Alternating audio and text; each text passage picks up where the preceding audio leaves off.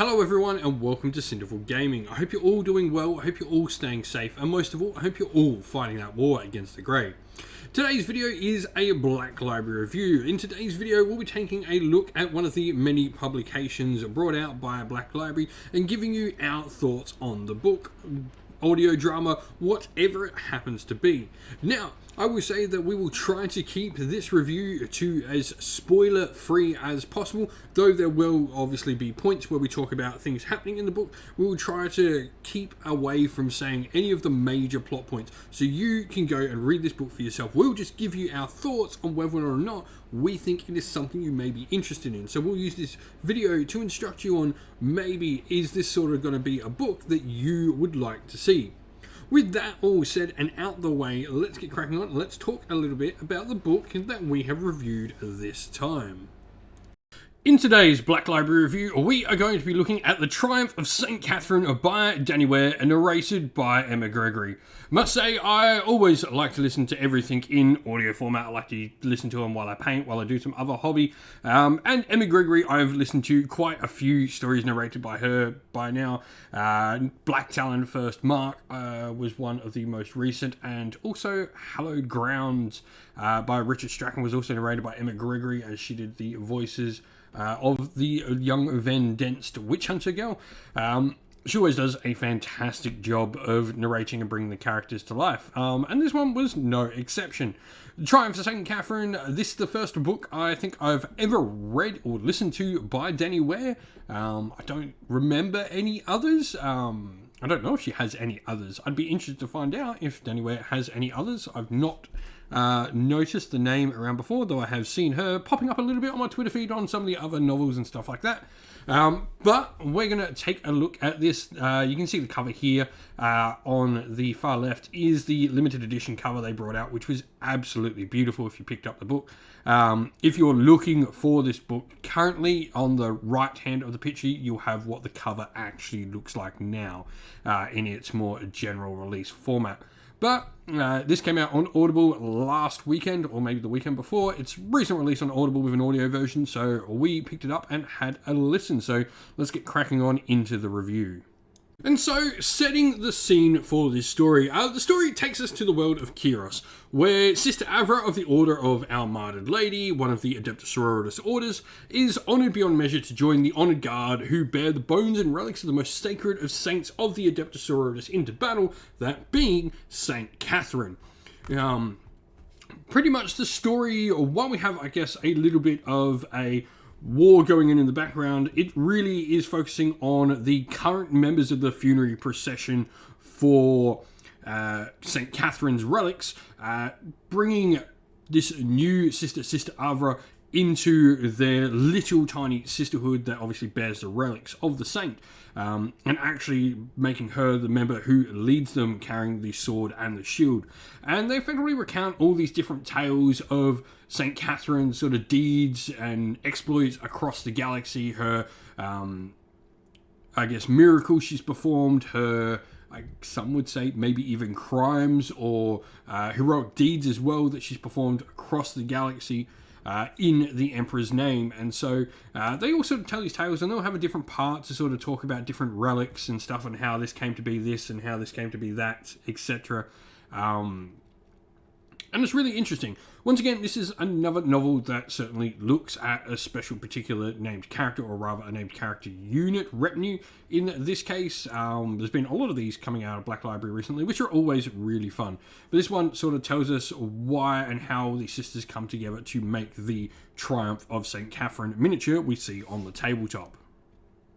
And so, the book's purpose. As I just touched on, this is another one of those named character stories that are coming out in increasing regularity from Games Workshop at the moment, especially for Warhammer 40k. And so, this really takes the miniature that is rather unique on the tabletop. It's one of those sort of, I guess, almost diorama-style miniatures. When I think of those dioramas, I think Trial of St. Catherine, along with things like Catacross from the Ossiarch Bone Reapers and Warhammer 40k. And, they're rather unique miniatures in how they look, and you're wondering, how does this actually work on the tabletop? And so this story really does give you, first of all, the background and the narrative behind exactly what this thing is and why it exists in the Warhammer 40k universe. And then it definitely shows you near the end and throughout different parts of the book as well the true power that this this character or characters rather within the Warhammer 40k setting has. The power, the ability to just sort of inspire hope in mortals and immortals and demigods alike around it. Really, really cool stuff. And so the main characters in our story. Now, this is an interesting one because I would say the two main characters, one of them actually isn't alive anymore in the current setting of the story. First of all, we have Sister Avra. She is the one that is effectively going to take on the name and mantle of Saint Katherine. They have this warrior that carries the sword and the shield of Saint Katherine at the head of the funerary procession, and that is what Sister Avra is becoming. She is set to be this new mortal that is going to take on the saint's name, lose her old identity, and essentially become the reborn Saint Katherine. Now, the other part of the story, we have obviously the other members of the procession that are probably not main characters in any way. They all definitely have their part to play, but I wouldn't class any of them as main characters. They all tell us stories of St. Katherine. They're the ones that tell the stories to Sister Avra of St. Katherine, sort of inspiring her and showing her how she can be.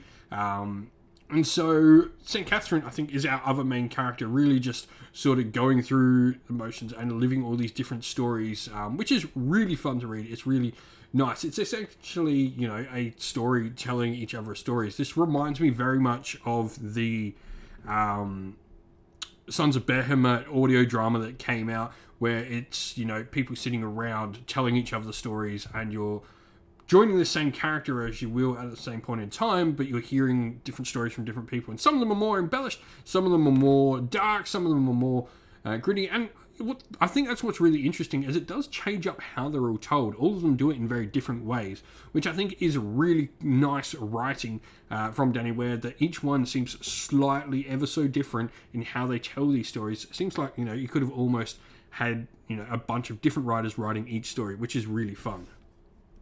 And so what changes about our main character? Now, obviously, not a lot changes about St. Katherine. In her parts of the story where she is the main character, I'm talking about St. Katherine, the actual first saint, she obviously doesn't evolve much. I mean, the difference between her and now is start of the book, or when we first learned of St. Katherine, she's alive and now she's a bunch of bones in a coffin.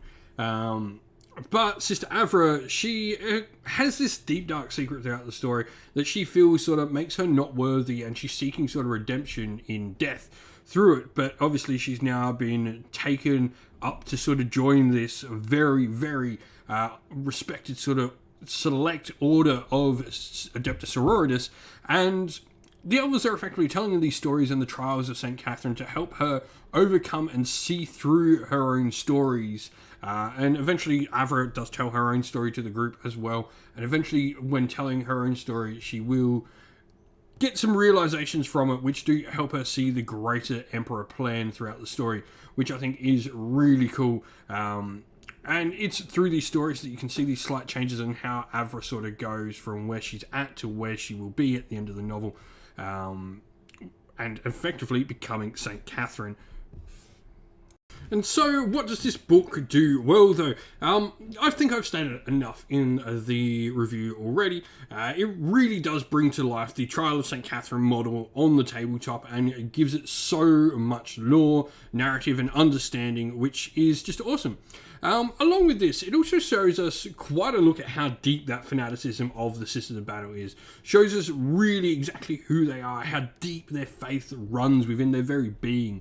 Which, you know, you can say that you've seen like all of these sort of things before, but this, to me, just showing on a more talking level, on a more wondrous level, on a more sort of, you know, just general conversational level, how deep that faith can run, and that power the faith then, I guess, makes, and how powerful the Sisters of Battle become because they can use that faith almost as a weapon, whether to directly attack the enemy, inspire those around them to do better. It is such an interesting thing on how they've brought the faith of the sisters so much forward in this, and I don't think it can be really interesting how that faith just turns into a weapon and turns into such a strength of this entire army and faction in Warhammer 40k.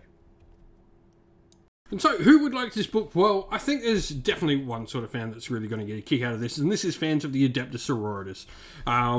Without a doubt, this is a book for people who enjoy that faction. It brings to life, probably, I would say, the most amazing miniature in the range. I think it is just an absolute beautiful piece of miniature art.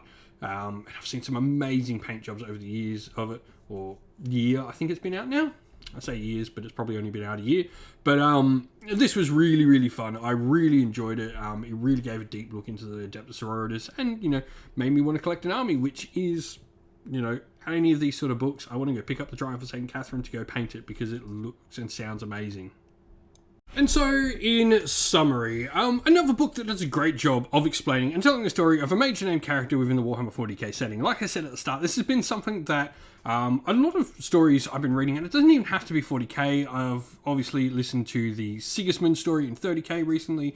We had Kragnos come out for Age of Sigmar. And, I've read other things like Jane Czar. I'm currently reading the Khan story, have Triumph of St. Katherine. And we've got a lot of these sort of 40k character-focused stories coming out, which is really fun and interesting to sort of listen to.